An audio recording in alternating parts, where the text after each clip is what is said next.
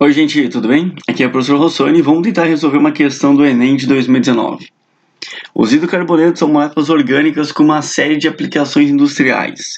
Por exemplo, eles estão presentes em grande quantidade nas diversas frações do petróleo e normalmente são separados por destilação fracionada, com base nas suas temperaturas de ebulição. O quadro abaixo, que está aqui para vocês, claramente, apresenta as principais frações obtidas na destilação do petróleo. Existem várias frações, tá? Que são as principais, em diferentes faixas de temperatura. Então, vamos tentar entender o que acontece. Olha só, quando a gente fala em destilação fracionada, significa o seguinte: primeiramente, essa parte aqui, deixa eu pegar aqui, essa parte que está saindo aqui, digamos que seja a primeira fração. Essa primeira fração que está saindo, ela obrigatoriamente tem que ter o menor ponto de ebulição, ou a menor temperatura de ebulição. Então, quando ele fala assim, que as principais frações que são obtidas, né, ele fala em fração 1, essa fração 1 aqui, ela é a primeira, porque ela tem a temperatura de ebulição, digamos, até 20 graus Celsius.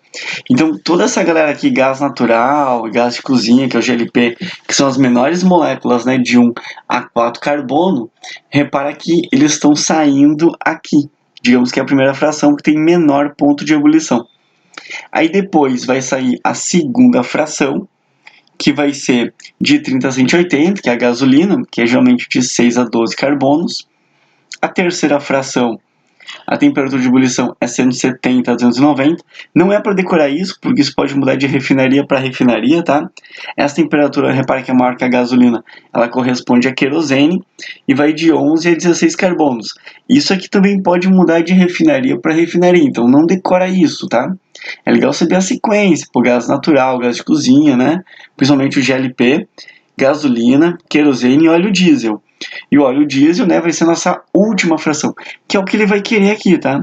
Então, a nossa última fração aqui, que é a quarta fração, a separação dos compostos ocorre em temperaturas mais elevadas.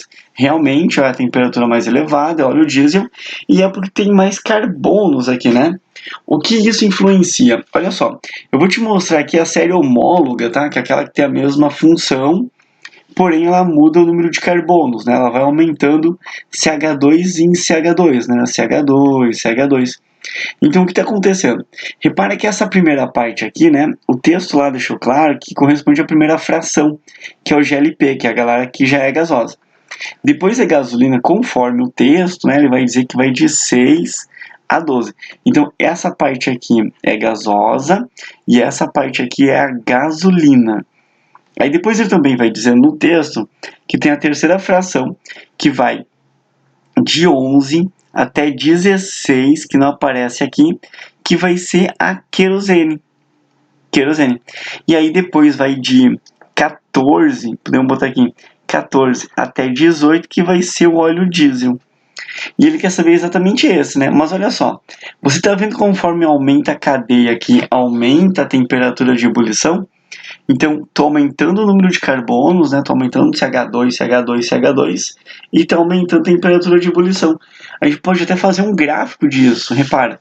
Esse gráfico mostra bem certinho o ponto de ebulição aumentando, né? Conforme está aumentando o número de carbonos.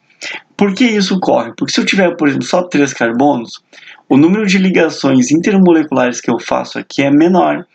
Então, é mais fácil romper essas ligações e transformar o propano aqui em estado gasoso, que geralmente ele vai ser gasoso a temperatura ambiente.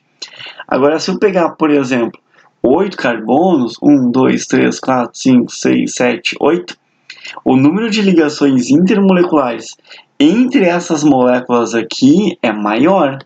Se eu tenho mais ligações intermoleculares, eu vou ter uma força de atração maior entre essas moléculas, né? Então fica mais difícil de romper todas essas ligações e transformar isso no estado gasoso. Então, isso aqui fica mais difícil de romper e, consequentemente, aumenta o ponto de ebulição. Essa é a consequência. Mas repare, eu coloquei aqui uma molécula com cadeia ramificada só para te mostrar que se eu pegar o mesmo número de carbonos, tá?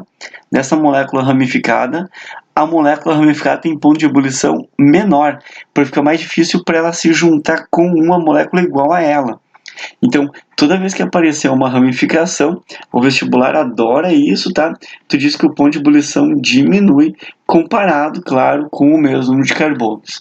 Então, voltando para a questão, a gente quer saber por que a quarta fração, né, a fração 4, a separação tem que ser em temperaturas mais elevadas, é a última a sair. Porque sua densidade é maior? Não, isso também é uma consequência das ligações intermoleculares. Porque o número de ramificações é maior? Não. Se eu tiver o número de ramificações maior, a temperatura de ebulição vai ser menor. A sua solubilidade no petróleo é maior? Não. Basta ser a molécula apolar. Se a molécula é apolar, ela vai ser solúvel no petróleo. As forças intermoleculares são mais intensas?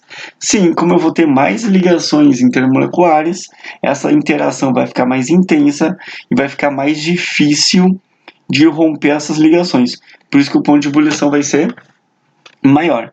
E a cadeia carbônica é mais difícil de ser quebrada? Não, gente. Quando você passa uma molécula para o estado gasoso, você não quebra a cadeia, né? Você não quebra aqui, por exemplo.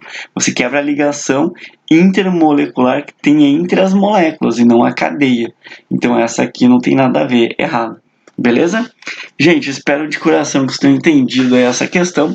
Se você quiser ver mais coisas sobre séries homólogas, heterólogas, eu vou deixar uma playlist aqui com todos os vídeos, tá? E aqui a continuação com séries homólogas, por exemplo, que pode explicar melhor essa matéria, tá? Então, gente, bons estudos aí, forte abraço, tchau!